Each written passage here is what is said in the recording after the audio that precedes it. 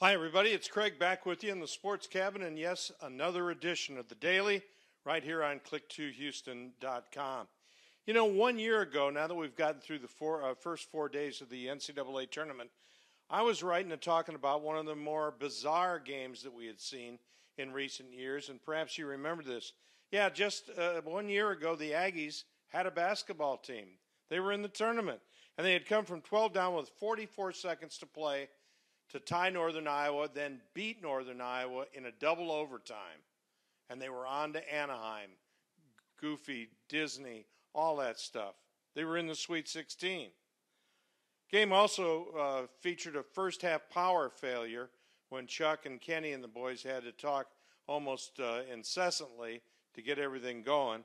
And then the Aggies, of course, had a power failure in the first half, and Northern Iowa has a power failure in the final 44 seconds. And Texas, of course, was eliminated earlier when Northern Iowa upset them. Of course, Villanova knows about a difference from year to year. They go from champs to losers. They lost to Wisconsin. The Badgers won despite, to my knowledge, not one reference to J.J. Watt or the 14 of his brothers who either have gone there or are still going there or are coming out early 1 year for the draft. South Carolina took out Duke. How about that? South Carolina coach Frank Martin set a personal record by smiling for almost 3 seconds. Tell you what, that guy was scary at Kansas State. He's even scarier at the school that once paid Lou Holtz millions of dollars to coach football. And, of course, UCLA, minus John Wooden, they're back at least in the Sweet 16.